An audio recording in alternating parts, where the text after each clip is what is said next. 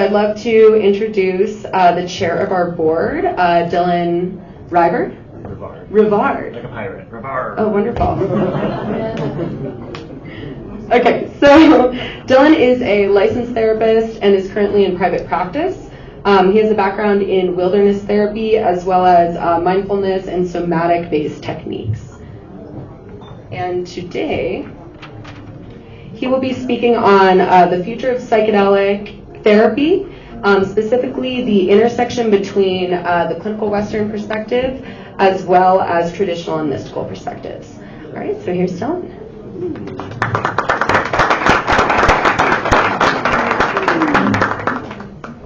Thank you all. Thanks for showing up on a rainy, traffic-intense, anxiety-producing night.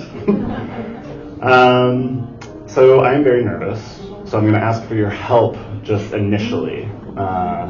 So if you don't mind taking a moment, either closing your eyes or finding a soft gaze, I want you to just connect with something you love, something you appreciate, something that gives you a sense of gratitude or joy. It could be a memory, it could be something earlier from today. Just something that makes your heart sing.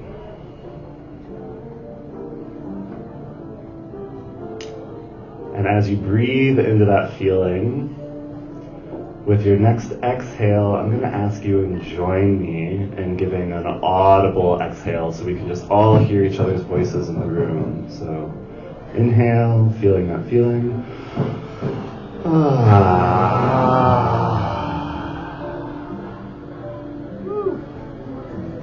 Thank you.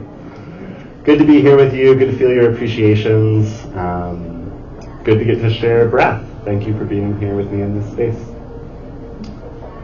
So, psychedelics are likely to be legalized here soon, whether it's Proposition 122 on the Colorado ballot as soon as next week, or federal legalization in the next handful of years, other states writing initiatives. If 122 doesn't pass, I wouldn't be surprised if Colorado takes another crack at it. So whether we like it or not, it's likely to happen soon. And I've been in conversations with people around 122, particularly some indigenous practitioners, who share this concern about stripping the medicine from its roots. And it was a really powerful and provocative statement for them to say that, stripping it from its roots. I really had to sit with that and say, what does that mean? What does that look like? And is there anything we can do as practitioners, as people, as advocates to maybe fight against that or push against that?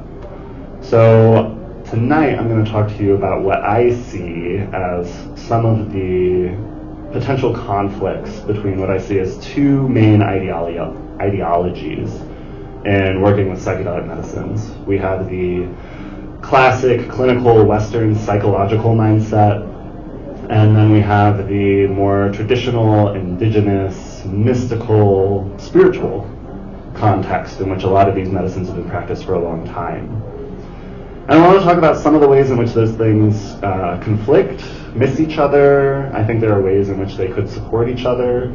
And I really just want to invite you all to consider the importance of that context in terms of how we're approaching these medicines, how we're using them, and if Colorado does pass this bill and we're at the forefront of that, setting precedent, saying this is what's a good way. And I really want us all to just contemplate together that good way. So, on one hand, we have classical Western psychology, which in the grand scheme of human arenas of science is very young. We're looking at about 100 years. It has devoted itself to exploring psychological drives. So we have whole maps of development for things you should accomplish as you're growing up. If you don't accomplish them, they create these wounds, these gaps that inform your beliefs, your behaviors. It comes out of our kind of scientific, reductionist, materialistic thinking, which holds these views that everything outside of ourselves is inanimate. Humans are kind of the creme de la creme of consciousness. Animals kind of have it, but There's still some people debating whether or not they can even feel pain. And it's really grounded in this, sort of rigorous individuality. I am me. I am myself. And psychologically speaking, the only thing that's really occurring in here is my mind. I think you actually see this in how we've labeled psychedelics. The word psychedelic means mind manifesting. So from that Western psychological perspective, anything you experience under the effect of psychedelics is just your mind going nuts, your mind throwing a party. It's all you. It all falls on you. It's all your own responsibility. One of the things in Western psychology that I think I'm really excited about that's really been blossoming in the last 30, 40 years is our study and research of trauma. Our understanding of the nervous system, the ways in which it can get disrupted, and the ways in which we can actually help it reintegrate, whether it be through somatic psychotherapies, EMDR. People are very excited about psychedelics as a potential adjunct for helping people work through traumatic experiences and actually learn how to really settle their nervous system. Like, there's some really cutting edge technology and sophisticated thought in the understanding of the nervous system, particularly as it relates to trauma. One place that Western psychology often falls short, and you'll find as a common critique, is that we're really good at knowing what's wrong with you. We have a whole book, we've revised it 5 times, with all of the disorders that tell you how messed up of a human you can be. Despite all of this precision around what makes you difficult or challenging or just not very functional, we often don't have very good criteria for mental health. There are some people who describe that, there are some people who start to poke into that, but the community as a whole basically says as long as you're not complaining, you're good. And if you're complaining, there's probably 6 things I could tell you are wrong with you. So the Western medical mindset also comes from a disease perspective. It's the idea that there's something wrong with you, something aberrant, that we can just fix. That we can, with the right treatment, with the right approach, it's sort of like an infection. With the right antibiotics, you can clear it up. And a lot of mental health is approached that way, despite further and further evidence that it's really a much more holistic problem much of the time. It's not as simple as, here's your pill, you should be happy, otherwise SSRIs would work way better than they've been shown to do. Another key feature of Western psychology, though there is group therapy and emphasis on case management, community support, it's largely happening alone. It's largely me with a therapist, and I get to talk about my problems. We maybe go through a variety of different processes, but I'm kind of a silo in that process. I get treated independently. There's a way in which, obviously I think you can tell that there's some limitations here. We don't have a clear concept of health, we neglect a sense of community, and we're asking people to figure things out alone, which doesn't necessarily always work that well. If I come into an experience and my struggle is I don't trust myself, and you want to give me psychedelics, and you're going to tell me that everything that shows up in this experience is a product of my mind, why would I trust anything that happens? I don't trust myself. There's nothing there to believe in. Even if it's really beautiful, it creates a total gap to be able to say, but I know I'm kind of a narcissistic jerk. So no matter how gorgeous this is, it's probably not real. So we have that perspective on one hand. On the other, we have these sort of mystical traditional lineages that have been around and held these medicines for thousands of years, generations upon generations.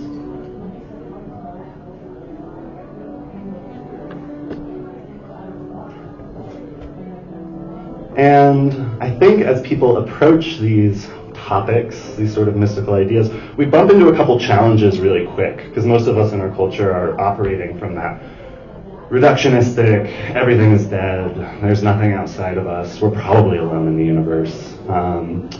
And I think two of the big challenges we come up against as we start to enter into that territory, one big one, religious trauma. All of us have seen in some way or shape or form the atrocities that have been committed in the name of some spiritual doctrine or another, the oppression that has been enacted on people, the real physical harm that can happen, the ways in which it has served to suppress people's individuality. You need to be this way in this small box, and if you're not, then you're out and you're bad. Even just the whole concept, which in the grand scheme of things is fairly spiritually naive, that God is some sort of almighty punisher, that you are already bad, and if you're going to get anywhere, you have to prove yourself worthy. Like, I don't want anything to do with a system that looks like that. So these like religious hang-ups that come up make people real cagey about, well, I don't know if we can actually talk about spirituality, mysticism. The other thing that comes up is the term cultural appropriation. People get really tentative around stepping into other people's cultures, of saying, what can I and can I do? Cultural appropriation is a term, as far as I understand, that really kind of came out of the 70s, when we saw this renaissance of white people claiming indigenous practices, Native American practices, with Native Americans being on the side of, hey, your people came to our land, genocided most of us, made us move to some of the hardest places to live in this country, have completely forgotten us and given us no support since, but now you think it's cool to like do our things? And understandably, a lot of Native Americans were upset by that. That said, a lot of these mystical principles, ideas, a lot of what we see in the cultures surrounding these medicines are actually fairly universal cross-culturally around the world. And I'm going to speak to some examples of that. And I also think that there's a way in which cultural appropriation is absolutely, can be real, can be damaging. And I've also seen a lot of white people use it as a way to just jettison themselves out of their discomfort. I think it can be used as an escape hatch for white guilt. So it's important to realize that we actually need to sit in that discomfort of what does it mean to face what our ancestors have done, and what can we actually learn from cultures, because that is how all cultures learn and grow. It's all about swapping and exchanging while honoring the roots of where it came from. Again, that's part of the topic of this whole talk, is like, how can we honor the roots of these medicines while also forging a way that leads us into our deeper humanness, which I think is the ultimate goal in all of this. So those are the ways in which some people kind of get stuck, even approaching cultural, religious, mystical things.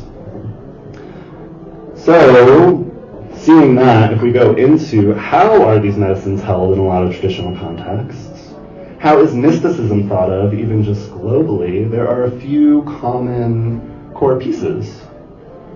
One is that there is a sacred realm. It's sometimes described as the realm of dreams, it's sometimes the place of ecstatic states, but like, there is a very real world that is not quite this world, that interfaces very closely with this world, in which spiritual powers move.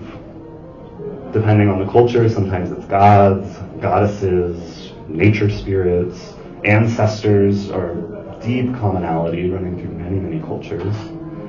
In my own heritage Irish mystical tradition, they talk continually about the fae folk, the fairy people, who are right there just outside of everything, who are living in this sort of parallel world just next to ours, where when we have a full moon, they have a new moon. And there's this sort of waxing, waning tide, mirror image quality to it.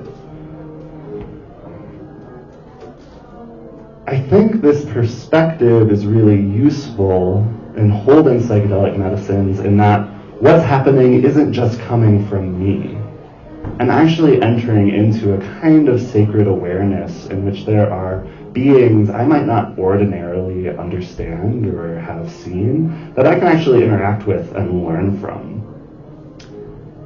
take for a moment, if you're having a hard time saying, oh, like, I don't know, believing in spirits, oh.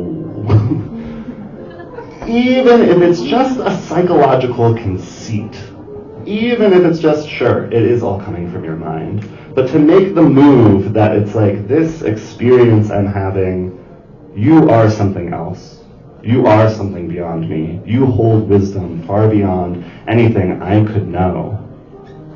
Think about the fertile landscape that creates for you to actually be open to that learning, for you to receive insights literally beyond your comprehension, because you are interacting with something that by definition you're believing is beyond your comprehension. So there's a sacred context in which we hold these things, a real reality that a lot of indigenous and mystical cultures believe in.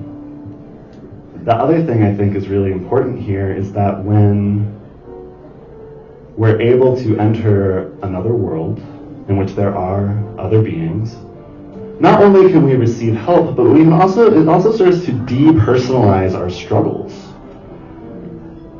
Even in traditional Western psychotherapy, that is often a core issue. The more you make your issues about you, I'm a bad person, I'm broken, I'm never going to change, you're not going to go anywhere. The minute we can say, oh, like, this is just a product of your environment, this is a product of what you learned as a child, this is a product of a society that's not doing so hot, you have a lot more agency in your capacity to change and address those issues. There's a lot more creative force available if it's not just you kind of being a dirtbag. In these mystical indigenous traditions, sacred reality, challenges are often explored as foreign spirits, hostile entities, baggage from your ancestors that you have been tasked with working out. Mm-hmm. There's a Buddhist teacher, Lama Tsultrim Elioni, who actually her retreat center is in southwestern Colorado. And she's a Vajrayana Buddhism practitioner, which is a mix of classical Buddhism and Tibetan indigenous mystical practices. And she's recreated and reforged this whole technique that Tibetan chud, which is called feeding your demons. It's taking your psychological interjects, your problems, your struggles, and actually seeing and creating them as a demon outside yourself. A demon that you then work with and support and heal and transform. In this way, there's a lot of flexibility and opportunity and chances to be surprised in your own healing. It becomes this force that who knows where it came from, doesn't really matter. It's not personal, it's not about you, but it's a thing you're facing and something you can work with ease and with grace. So there's a quality of honoring this spiritual dimension, of recognizing that there is something outside of ourselves that we can participate in that might actually free us up to be more flexible, heal more powerfully, have access to deeper wisdom. And all it takes is saying, hey, I didn't do this. I am not the sole creator of all of it. Like, there's a bigger world I can participate in. Which brings us to another core element of a lot of these mystical contexts. We see again and again and again that whatever the traditions, whatever the rituals, whatever the ceremonies, more often than not, they're done in groups. Whether it's a ayahuasca ceremony in South America, a church service, mosque gathering, like all of the religious traditions in their various ways, a Buddhist retreat, like to do these things in groups to remind each other of our own humanity, to remind each other of our collective healing. I was in a ceremony a couple weeks ago, and the leader said, the Psychedelics is really just kind of a show. It's just the song and dance. But the really powerful healing comes from hearing other people's prayers, from being in a joint effort to recognize something sacred, something loving, something bigger than ourselves.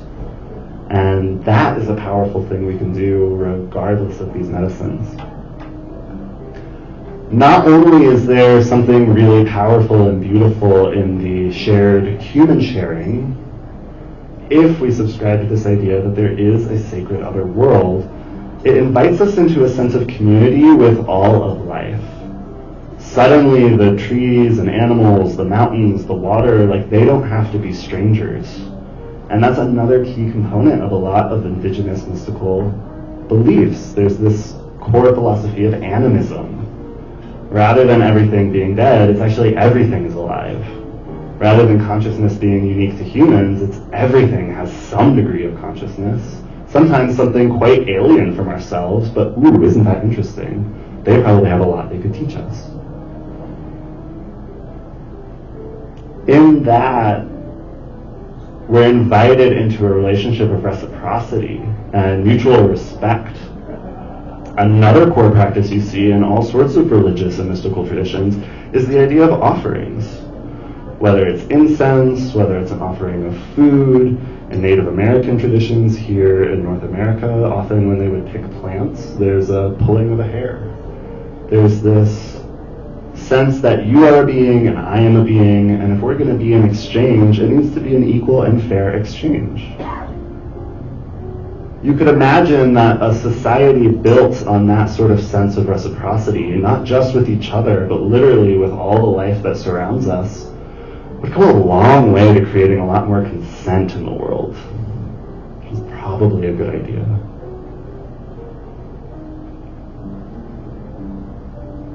So these are some of the frames that I think it's easy to get nervous about getting lost as we move towards a future of legalized psychedelic therapy. If we were to adopt it wholesale in terms of our current clinical Western models, it would be easy to say, you can come in, we'll do this alone, maybe you'll find some healing. If you do find some healing, guess what? It's all out of your mind, so you're the badass, buddy! Like, you did that. And you can just go on your way, back in the world, and not have to do anything in terms of supporting your community or supporting any kind of change, supporting the environment. You just get to be a happy little independent person alone, which would suck, and is not how these medicines have been held for generations.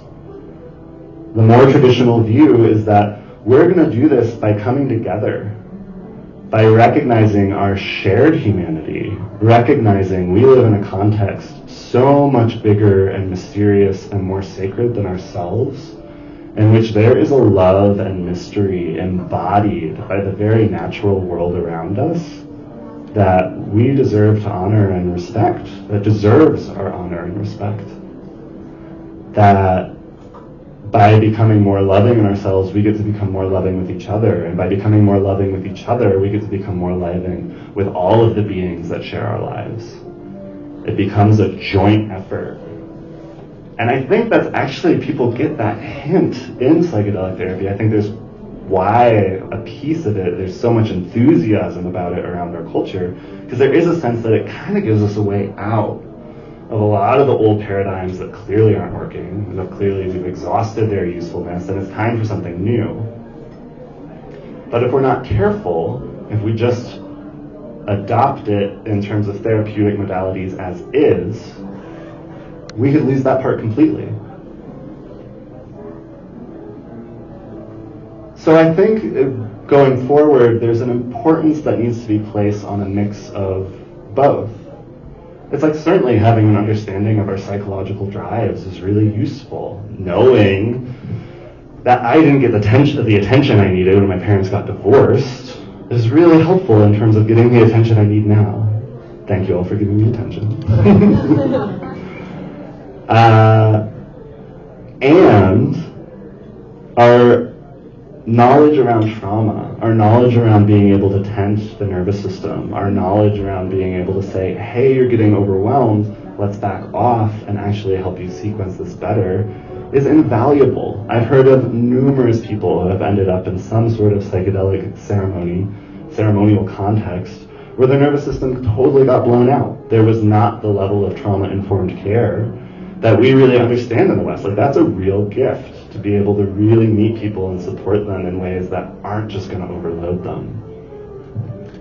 However, if we don't take the time to really honor and consider that they're may be some mystical truths to these medicines. There may be a reality that we actually need to tap into, honor, recognize, and remember.